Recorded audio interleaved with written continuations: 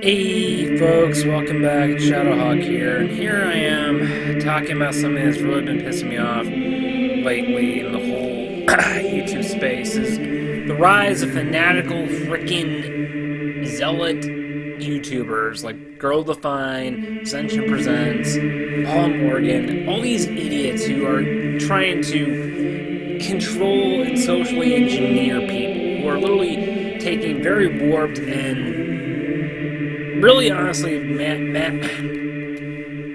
really warped and fundamentalist views of politics and religion, and I'm really getting freaking tired of it. I'm really tired every time I pop up on YouTube and I'm getting recommended. Like, the thing is, Christian YouTube is freaking filled with idiots who are telling you to only hold hands and pack, who are telling you to vote for Trump, who are telling you the Messiah has come in the form of Donald Trump, here to deliver us from the freaking reptilian elite. All hail Osama Trump! All hail Osama Trump!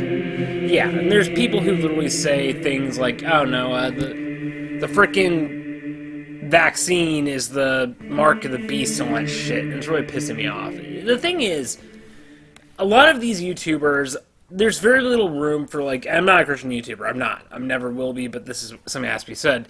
A lot of Christian YouTubers are overwhelmingly radical and trad, and they're not open to interpretation, and they're very malicious, and they go after anyone who disagrees with them, and they are very fundamentalist, and they tell you who to vote for, they tell you how far is too far, they give you arbitrary rules and make laws where the Bible doesn't, which is something that really pisses me off. They promote racism, sexism, and are trying, like, their reactionary force to a lot of the liberal politics and, like, extremes going aside in culture right now. Like, their answer to hookup culture, which I disagree with, I don't like hookup culture, but their response to it is purity modesty culture, which is trying to bring back 1950s gender roles, trying to tell grown adults to only hold hands and pack and all that shit, and really it's doing far more damage than it is good. And a lot of this comes down to is legisticism and making laws where God doesn't, and like making fundamentalist interpretation and trying to socially engineer society and bring back a time that really never existed, and freaking playing slippery slope fallacies and freaking playing off fears of people, trying to manipulate them through quote unquote pseudoscience, and it's really pissing me off.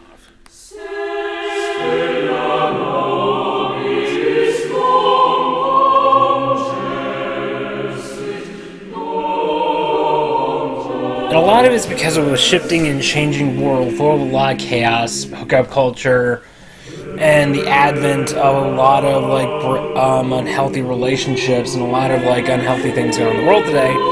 And their answer to it is to control fear and to make people terrified and to bring back an era that never really existed, as I said before.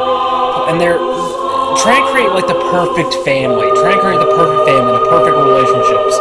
And these things never existed, and they're just trying really, really hard to bring back a sense of normality that's outdated and really is unhealthy. And like YouTubers like Girl Define, I hate and despise because they slut shame everyone who doesn't think like them. They go out of their way to attack YouTubers who are also Christian but express a different viewpoint on certain topics. And they're just toxic. They're trying to socially engineer society. They're trying to really use fear and manipulation and hiding bullshit behind smiles to make everyone the same, understanding the various worldviews and ethos and cultures, and that their sense of normality is not an objective truth as much as they want people to think it is. It's not. They really try to shove gender roles and purity culture, modesty culture down people's throat because, you know, like I said, there's a lot of like they're upset by all the sexuality in the culture today, and their response is to make their own interpretations and using the Bible to justify them, which it really doesn't. I mean, then there's Paul Morgan who are doing the same thing, and they're even worse. And they're playing out fear, they're manipulating. There's like entire college universities and youth groups that are dedicated excuse me, that are dedicated to all this playing off your fears, and they're trying to prevent you from making your own decisions, and they're trying to use fire and brimstone to tell you who you should date, what groups you should associate with. And like I said, if you ever read the Bible, these groups create long list of things, of arbitrary rules you can do in a relationship, who you should get in a relationship with, what your power dynamic should look like, what your overall dates should look like, the dates you should go on. It gets nasty. I've been part of this before. I used to go to a Catholic youth group on downtown Madison. It fucks a lot of people up. It encourages... They take things that are, like, extremely, like, subjective and personal, like, femininity, what your gender means to you, and, like, what is appropriate for you in your relationship, and they create a long line of, like, lists and do's and don'ts that aren't biblical. If you ever read the Bible, it's not really this huge freaking list of do's and don'ts when it comes to sexuality or other things like politics and all that other stuff. It's not a long list. It's not nearly as legalistic as its followers often try to make it out to be. Like, when I read the Bible, I see it more as like a way to direct your energy and asking your and like personal like energy. It's more holistic overall, and it's telling you to direct your energies, direct your emotions and your sexuality in healthy, productive ways. Like, for me, I don't see, like, it saying, like, do this, don't do that, don't do this, no oral sex, no making out. It's not in there. That's purely man-made bullshit. You could even argue that the whole premarital sex thing isn't even in there in the way that we understand it, which is a modern-day creation in the last 500 years of... since like the 1500s, where we created the whole dating courtship thing, where before, if you look at history and read the Bible, for the first 1,000 years of Christian era, people were hooking up. They were freaking hooking up in their farmhouses, fucking each other all over the place, having all sorts of Game of Thrones sex, doing all sorts of Jamie Lannister shit. They were hooking up. And you were just expected to be loyal to your partner. I mean, there's a lot more health to it. You were expected to be loyal to your partner. You're expected to, form healthy relationships, provide for a family together. There wasn't all this legality. You need to go down to the courthouse, get married. You need to get approval from a child molesting priest, and you need to pay $5,000 in your farm, in cattle form, or you need to give your virgin daughter to be sacrificed to this saint or whatever. It wasn't in there. Like, all that shit, all the stuff we associate with relationships and courting now, we're not in the original Christian church or the times of the Bible. So, if you really want to be technical with it, Solomon and David had like 800 wives and concubines. They were probably having all sorts of orgy shit going on, and they were probably having all sorts of, polyamorous. I'm hooking up with this chick, and then we're gonna like have all these fetishes. If you really read the Bible, it's pretty fetish-like. There's a lot of steamy shit in there. Read the Song of Songs, you fucking prudes. Read Song of Songs and tell me that they made it for how much God loved you. No, it's erotic media, and if God really did love us that way, I'd be very creeped out, and I would keep a chastity butt plug on my ass at night, prevent myself from being molested by spiritual beings from another universe. But that's a story for another time. Look, the point is, purity culture and modesty culture make rules where God never did, and it's purely man-made bullshit. It's meant to scare kids and impressionable young adults who go onto these websites into being afraid of their sexuality and being afraid of what could go wrong. But in reality, a lot of it is just manipulation and making them miss out on a lot of experiences and choice-making and personal self-reflecting and self-actualization that they critically need. You can't force someone to love this person. You can't force someone to... Making legalistic rules and like telling people, making blanket statements and saying this works for me, so it must work for everyone, is not healthy. Telling grown adults that everyone needs to just hold hands and peck. You can't do oral sex. You can't make out. You can't fool around.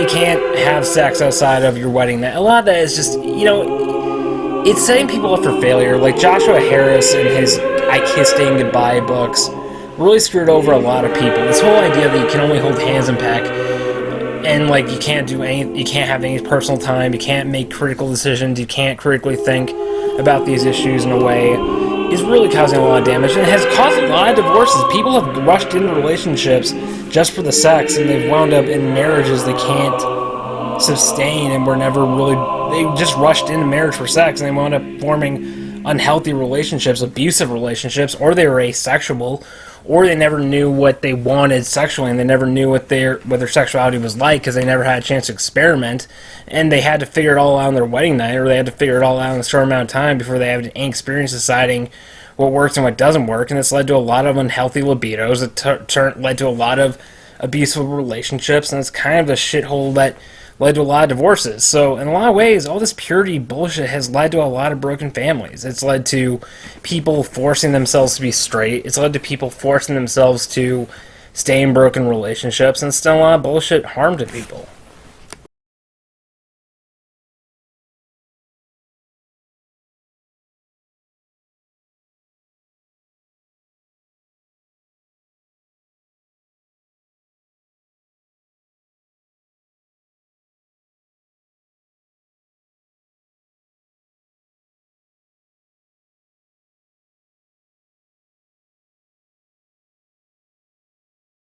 And if we really look at this, the people who historically have been oppressed the most and have been dealt the worst purity culture are women, or people who identify as women. And the thing is, guys can be as raunchy as they want. They can have the whole freedom to discern and identify however they want, with a lot more freedom than women do. Women are often forced to act and behave a certain way, which is considered quote unquote biblical. In reality, they're just being brainwashed to become total freaking brood mares with no ambition, no personality whatsoever. Just have kids constantly, don't have any personality that goes against what is considered normal for women. And any one person who identifies differently, like women who like being more masculine or are transgender, or just like, freaking identify with more masculine traits, like joining the army, being into politics, being on top, because and just the record, I wouldn't mind a woman being on top of me. I really wouldn't. I'm a switch. I'm more of a bottom than anything else. But in reality, that's the kind of thing I'm talking about. Men who like be more docile or more, I hate your comparison. Men who like being more quote unquote feminine, and women who like being quote unquote more masculine are insulted and laughed at. I'm like, dude, this is fucking Nazi shit. Okay, what's next? You're gonna throw all the gays in a freaking gas chamber? Because that's literally what these people are going towards next. Look, this whole idea that you have to control people and you have to pigeonhole people into what it looks like to be a good person for their gender, for what it means to be a good woman, what it means to be a good male, is arbitrary. It's completely based on culture. It's completely based on things that aren't even biblical, because once again, the Bible does not go into great detail about all this pseudoscience bullshit of women being more emotional and more attracted to emotion. That's not the case. I've been turned down so many times because I'm not that attractive, and most women just like treat me like shit. Most women just look at me the other direction.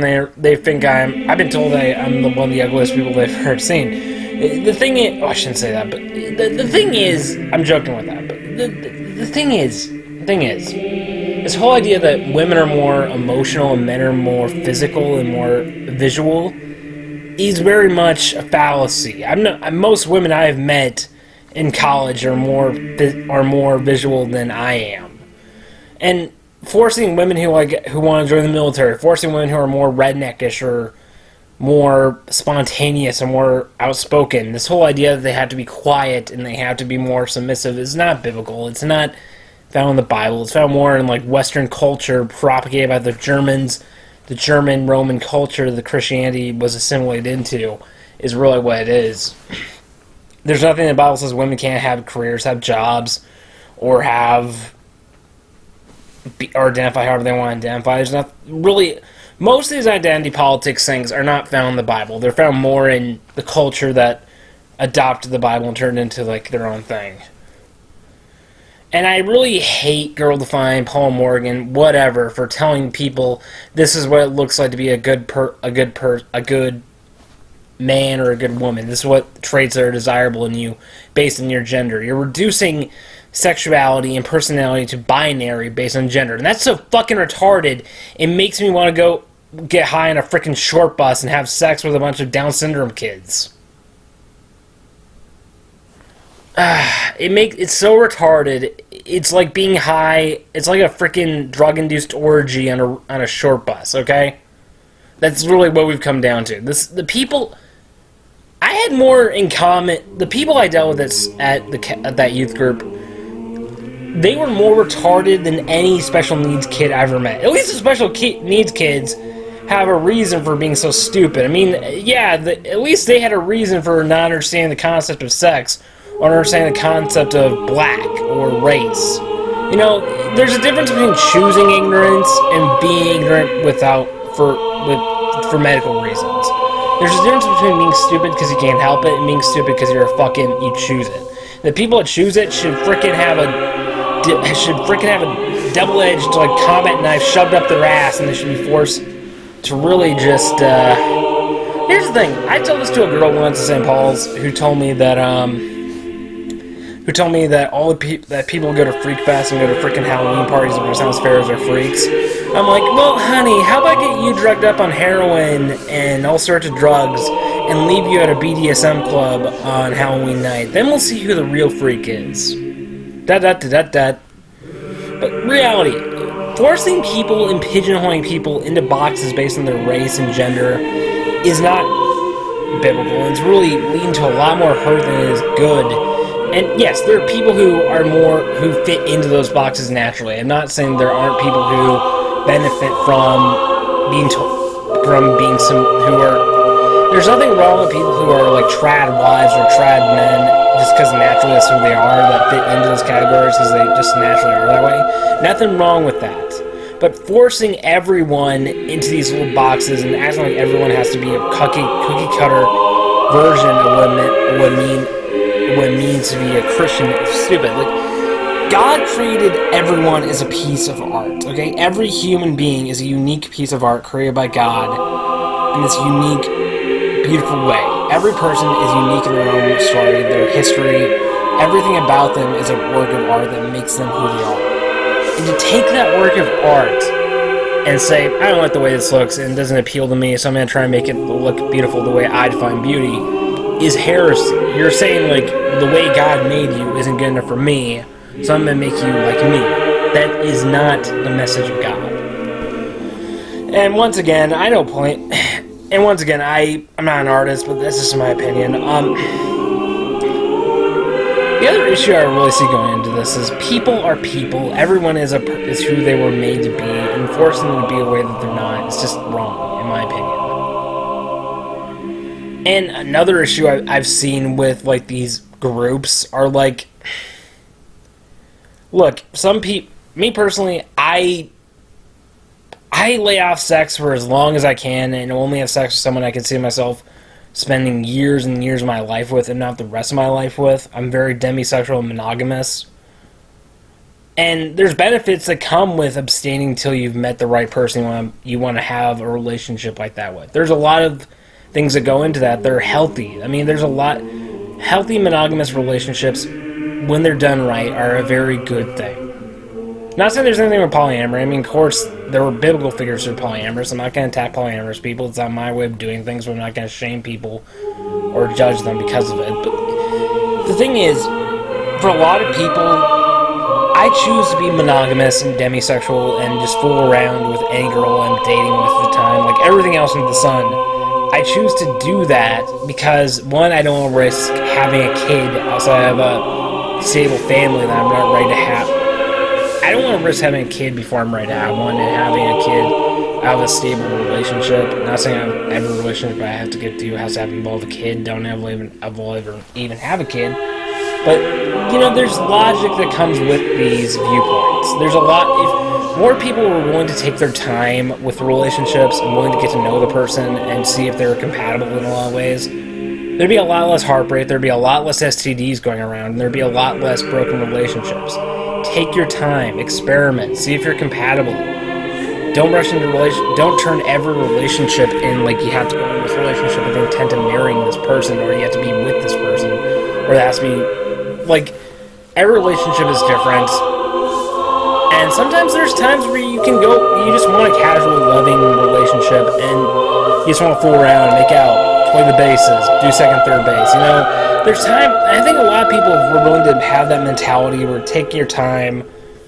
There'd be a lot less heartbreak, there'd be a lot less hurt, and there'd be a lot less unnecessary pain, and like numerous forms of pain. I'm not going to get into everything, but if people were more willing to, hey, I like you, I care about you, and I want to be physically intimate with you, that's great. And when people say, look, this is what the Bible says about lust. Lust is not being physically attracted or having sexual passion or attraction to this person, or feeling sexual attraction or passion to this person when you're doing things. Lust is objectifying someone and turning them into an object of your pleasure and saying like their only value is what you can get out of them. And that's the core of what the Bible calls sexual morality. Using people for only for their bodies and their sexuality, and not seeing them as people. And that's where the hookup culture goes wrong, it's where porn goes wrong. It's turning people into just objects of your pleasure. It's turning people into just what they can show and what their bodies are. And that's something I really don't like in our culture. I'm not a prude. I watch Game of Thrones. I really enjoy sexuality when it's on display. I really enjoy like cosplay. But the thing is, I really don't think there's two extremes. There's two extremes when it comes to this. You can be extremely prudish and like Curl Divine Paul Morgan, or you can be completely throw everything to the side and just like fool around all over the place without any regard to the health of the people around you, and just use people for sex. The answer is right in the middle, if you ask me. The answer is usually right in the middle when it comes to these issues. You don't have to just shove gender roles down people's throats and have so much order and constricting rules and regulations and mysticism that you can't even breathe and enjoy life anymore. But at the same time, you don't have to go all the way out and throw everything out the door and just hook up randomly with every person you see and risk a lot of hurt. The answer is usually right in the middle. And I think if our culture got into that healthy middle, like we don't go back to the 50s where we don't keep going towards like extreme sexual revolution where everyone's just having sex in communes, getting high as fuck, having sex in freaking hippie orgies, and having sex with Bigfoot on the side, or going to the BDSM club in the middle of New York and doing some things you're probably going to regret down the road. You're probably going to regret that cold sore when you wake up in the morning. If we found a healthy balance between these two things, these two extremes, I think we'd be in a lot better place. We need healthier conversations about sex. I mean, I wouldn't mind if the hormone monster was my sex ed teacher back in high school. I would have loved that because I so identified with the hormone monster.